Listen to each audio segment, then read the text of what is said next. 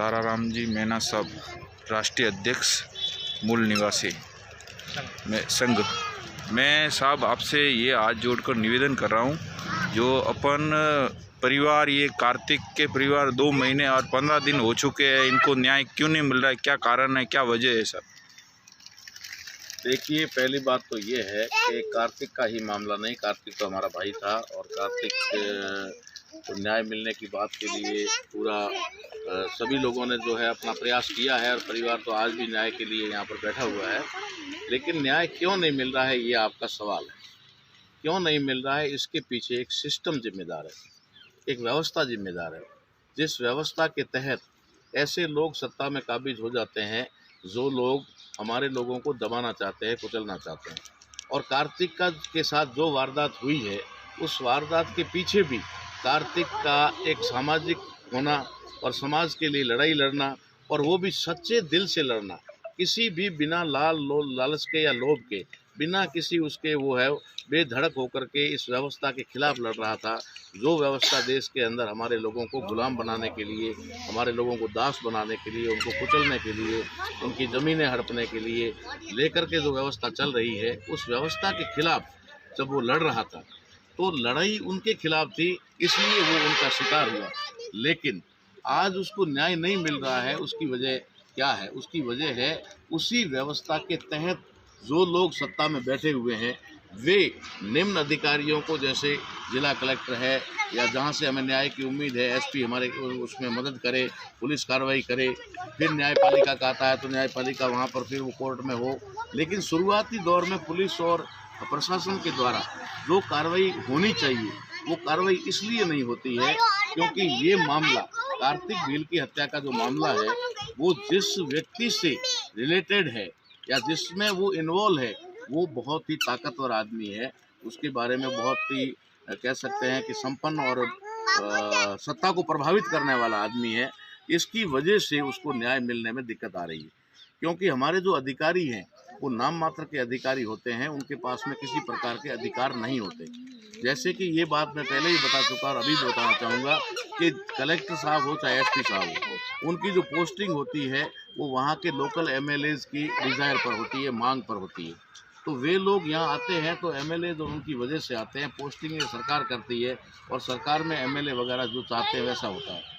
तो यहाँ पर भी अधिकारी विवश हैं और मजबूर होते हैं कि वो उनके द्वारा ही जो है पोस्टेड किए होते हैं, लगाए हुए होते हैं, तो उनके बिना उनका काम नहीं चलता। इसलिए वो अधिकारी होते हुए भी अधिकार से वंचित है और वो अधिकार, अपने अधिकारों का उपयोग नहीं कर पाते, जिसकी वजह से आज ये परिवार 2.5 महीने से लगातार संघर्ष कर रहा है और आज भी इस स्थिति में बैठा है। उन्होंने तो ये हम साफ देख रहे हैं कि इनके परिवार के जो लोग हैं, इनके आज भी सर पर जो ये कपड़ा बंधा हुआ है, जो कहते हैं 12वें दिन ये हटाया जाता है, 12वें दिन हटाकर पगड़ी की रस्म होती है। लेकिन इस परिवार ने आज दिन तक पगड़ी की रस्म भी पूरी नहीं की है, जो 11 दिन बाद हो जानी चाहिए। वो 2.5 महीने हो गए, उसके बावजूद भी ये लोग आज उसी शोक में हैं। इधर ये महिलाओं को देख सकते हैं कि महिलाओं में भी 12 दिन के बाद में या 1 महीने, 1.25 महीने के बाद में इनके भी कपड़े जो है वो रंगीन कपड़े पहनाए जाते हैं, शौक के कपड़े उनसे उतरवाए जाते हैं। लेकिन ये परिवार जो है आज भी इसी स्थिति में है। ये उम्मीद कर रहा है कि हमें न्याय मिले, लेकिन न्याय यहाँ तब मिलेगा जब लोगों के अंदर का ज़मीर जागेगा, चाहे वो अधिकारी हो, चाहे जज हो, चाहे वकील हो, चाहे पुलिस के ऑफिसर हो।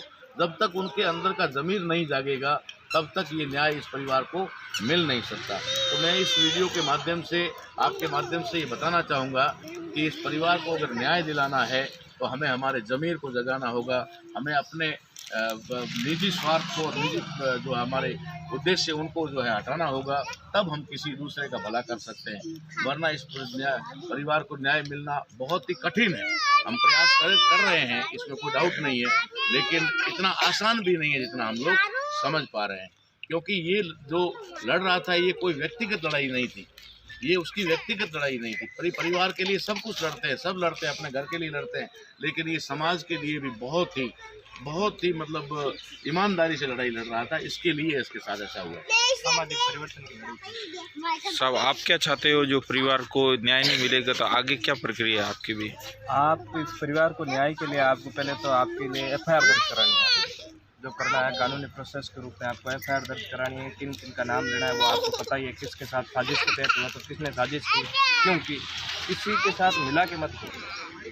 इन परिवार को ले जाओ और आप FIR दर्ज करो। FIR दर्ज के बाद कानूनी प्रोसेस के अकॉर्डिंग आपको न्याय जरूर मिलेगा, हमें तो ये आशा है।